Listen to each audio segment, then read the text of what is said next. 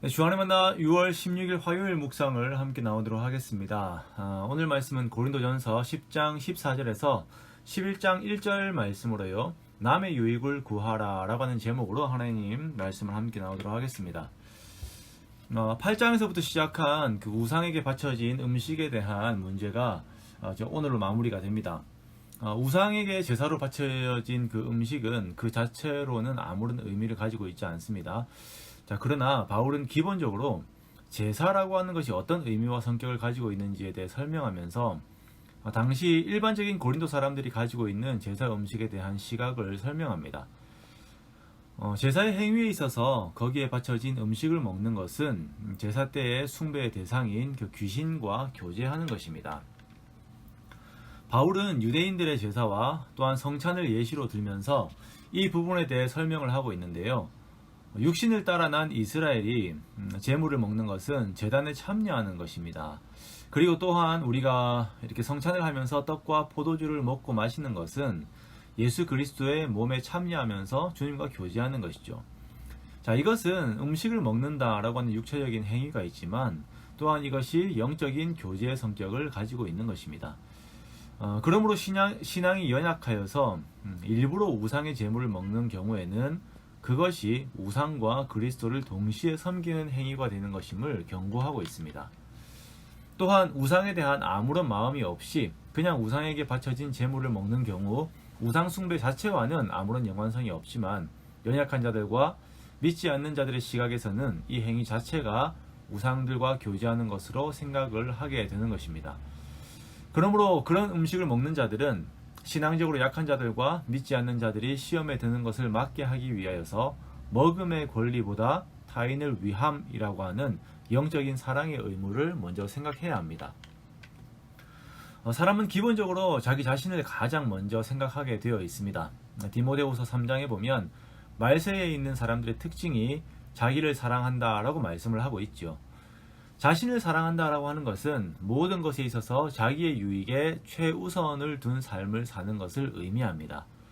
자, 그러나 예수를 믿는 사람은, 믿게 된 사람은 이제 그 방향성이 바뀌게 됩니다. 자기를 사랑하던 삶의 목표의 화살이 이제는 다른 사람을 향하게 되는 것이죠. 저 사람을 사랑해야겠다라고 이렇게 생각을 하게 되는 것이에요. 자기의 유익이 아닌 다른 사람의 유익을 위하는 삶으로 변하게 되는 것입니다. 24절 말씀에 누구든지 자기의 유익을 구하지 말고 남의 유익을 구하라 라고 말씀하면서 그리스도인들의 방향성을 제시합니다. 이러한 기본적인 신앙의 방향성, 즉 사랑의 성격에서 우상의 제물을 먹는 그 행위가 통제되는 것입니다. 모든 것이 가하지만 모든 것이 유익한 것이 아니고 모든 것이 가하지만 모든 것이 덕이 되는 것은 아닙니다. 우리가 가한 것을 생각하는 것이 아니라 유익하고 덕이 되는 것을 생각해야 합니다. 여기에서 유익하고 덕이 되는 것은 다른 사람의 유익이 위해지는 것이죠.